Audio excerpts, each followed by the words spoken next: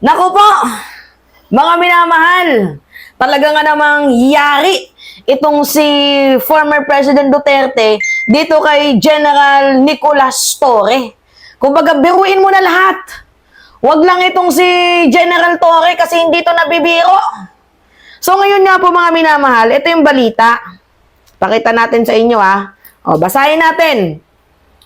Puro patay-patay na lang. Tapos if they will be taken out their words, biglang sasabihin joke only. O ang latest na palusot, he is just expressing a legal opinion. Ay, ganyan naman talaga mga minamahal itong mga DDS Especially itong si Bato, di ba? Kapag ipagtatanggol niya itong si former President Duterte, sasabihin niya, hindi, joke lang yun ni Digong. Kagaya din ng DDS. Di ba, inabi ni former President Duterte na totoo yung Davao Death Squad? Yung sinabi nila Bato nila Bongo, nagbibiro lang daw itong si former President Duterte. Yan ang mahirap Diba? Lagi na lang dinadaan sa biro, lagi na lang biro ang tingin ninyo sa mga sinasabi ni Digong. Diba? Tingnan nyo yung COA. Nung sinabi niya, iligpit natin yung COA. Panay report, sino bang gustong makulong? Diba? Biniro niya yung COA na, sige, isasako namin kayo. Tapos itatapon doon sa bangin ata, something like that. Tingnan niyo yung COA, hindi na nag-report kasi natakot sa biro ni Digong. Although, biro lang yan, hindi dapat palakihin, pero natural lang ba, mga minamahal, na sasabihin mo, inonormalize mo yung salitang patayan? Or baka sa likod ng salitang patayan na yan, gusto mong i-mind conditioning yung mga tao kasi gusto mong ipagtanggol itong anak mo na si Sara Duterte. Paano natin nasabi, mga minamahal, na mina-mind conditioning ni former President Duterte yung mamamayang Pilipino? Una na dyan, syempre nandoon sa article of impeachment, mga minamahal, na itong si Vice President Sara Duterte, diba, merong ginawang threat sa ating presidente. Alam nyo naman na hindi pumunta ng NBI itong si Sara Duterte para sagutin kung sino ba yung nag-threat sa kanya, kailan nangyari yung threat, saan nangyari yung threat, kasi madaming mga katanungan. Diba, kumbaga ano tayo iniwan tayong madaming tanong na binitawan itong si Sara Duterte. Ang dami nating tanong. Kaya ka nag-threat kasi sabi mo may threat sa buhay mo. Hindi nga masagot sino ba yung nag-threat sa kanya, kailan nasagawa yung threat. Hindi nga dumalo sa NBI. Kaya for sure, di ba, talagang mailalagay yan sa article of impeachment. Ngayon, na nailagay dyan sa article of impeachment, kailangang sagutin yan ni Sara Duterte. Ang kanyang ama, mapapansin natin na to the rescue. Imagine nyo di ba? Parang minamind conditioning na ni former President Duterte yung mga Pilipino na gusto niyang inormalize yung salitang patayan para pag nandoon na sa impeachment court, pwedeng gawing palusot ni Sara Duterte na, ay, biro lang yan. Kasi yung ama ko, ganyan din naman, di ba? Pwede niyang gawing palusot yun. Diba? Anyway, going back dito sa ating topic, mga minamahal, ganyan yung mga yung kampo ni former President Duterte, ang hilig nila sa salitang, joke lang yan, biro lang yan. Diba, ang hilig nila sa ganong salita. Pansinin ninyo, kaya itong sa General Torre, hindi pinalagpas. Promoted pa naman ito sa mga hindi nakakaalam. Ito, pakita ko sa inyo. Promoted si General Torre. Na-promote siya, diba, sa higher rank, naging police major general na siya. Hindi na siya general, kundi police major general na. Na-promote sa mas pinakamataas na ranggo. Sabi ni General Torre, puro patay-patay na lang, tapos if they will be taken off their words, biglang sasabihin, joke only. O ang latest na palusot, he is just expressing a legal opinion. Hindi po pwede yan. That's too much. Kaya itong si General Torre, ang sabi niya, naghain na reklamong inciting to sedition at unlawful utterance sa Department of Justice or DOJ, sa Philippine National Police Criminal Investigation and Detection Group or CIDG, Director General Nicolas Torre III, laban kay dating Pangulong Rodrigo Duterte matapos ang kanyang hirit tungkol sa pagpatay ng 15 na senador. Sa admitore, hindi maaaring gawing biro ang mga ganitong uri ng pahayag ni Duterte na notoryo sa kanyang bayolenteng retorika. Dati na rin niyang sinabi na nakapatay siya ng 3 individual. Ang gulo na nga ng pinagdadaanan ng bansa natin in the past 6 years.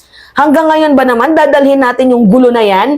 Ani ni De La Torre na nanguna sa operasyon ng PNP sa pag-aresto kay Apollo Kibuloy. O una na rin sinabi ni DOJ Secretary Boying Rimulya na gagawin nila ang lahat ng kanilang tungkulin kung may opisyal na magreklamo laban kay Duterte, which is tama lang naman ang ginawa ni Brigadier General Nicolas Torre na hainan or sampahan ng reklamo itong si former President Duterte. Kasi imagine nyo na lang, mga minamahal, parang nino-normalize na lang ni former President Duterte yung salitang patayan, which is parang pinapababa nito ang demokrasya, di ba, ng bansang Pilipinas at yung ating saligang batas.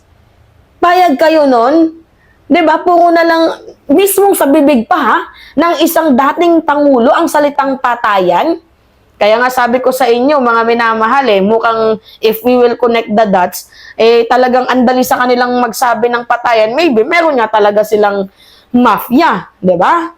Which is, nasabi naman din yan ni Arturo Las Cañas, ni Edgar Matubato, ni Arcierto, nasabi naman nila yan na mukhang meron talagang DDS, which is inamin din naman ni former President Duterte, pero itinanggi naman ng kanyang mga kabaro. Kaya dapat dito kay former President Duterte, 'di ba? Dapat ito isabit sa ICC. Although natatagalan tayo, pero mukhang finale na yung mga final na yung mga nakuhang ebidensya sa kanya. Ang daming hearing na naganap, mukhang final na, mga minamahal, na intact na lahat. Mas okay na yun, di ba? Matagal pero pag na-conclude, wala nang kawala, di kulong agad. Diba? Kayo, ano yung masasabi ninyo dito sa ginawang akto ni Brigadier General Nicolas Torre III? Para sa akin, tama yun. Lahat dinadaan naman talaga sa rule of law and due process. Siya lang naman kasi, si former President Duterte lang naman yung katangi-tanging, naging bukod-tangi, di ba, na presidente ng bansang Pilipinas, pero hindi mapakali. Di ba, pakialamero. Tapos ngayon to the point na nagbabanta na. Tama ba yun? Hay nako, mga minamahal. Ano na lang kaya yung magiging, yung mararating ng bansang Pilipinas, diba? Dito, kay former President Duterte, at kung maging presidente yung kanyang mga anak, grabe, napaka-violente talaga nila, no? O simula pa lang doon sa tukhang, diba? Nananapak yung kanyang anak. O tingnan ninyo itong si Ipe, nanuntok ng bus driver. Si Bato, pumatay ng humigit kumulang 30,000 na mamamayang Pilipino. Si Bongo, di ba? Hindi naman violente si Bongo, pero siya yung naglalagak ng pera. Di ba? Halos lahat sila may mga mga violente, no? Tapos talagang grabe, literal na indulge sila sa salitang mga patayan. Parang normal lang sa kanila yung ganun, which is nakakalungkot. Sobrang nakakalungkot yung ganitong klaseng akto na Pilipino ang dapat sana Pilipino sa Pilipino magkakampi tayo. Kaso ang nangyayari parang Pilipino din ang nagpapabagsak sa kapwa niya Pilipino. 'Di ba? Kung sa mga senador na nagawa ni former President Duterte na ganyang mag-threat, 'di ba? How much more pa kaya sa mga maliliit na tao? Ganon din naman itong si Sara Duterte. Pansinin ninyo, kung nakapag-threat nga sa presidente, sa First Lady, kamustahin naman natin yung mga mabababang uri, 'di ba? Mga maliliit na tao na kagaya namin. Madali lang sa kanila. Yeah, kasi I think may grupo nga. 'Di ba? Alright. Mga minamahal yun po. Anyway, kayo ano masasabi ninyo? Mag-comment lang kayo mga minamahal. It's me again, Alicia nyo. Like and share ha. Don't forget mga minamahal to like and share. Hit the notification bell. Yan po yung pinakamahalagang tungkulin natin sa mga viewers, ang i-like itong video na to. Ingat, yun lamang po mga minamahal.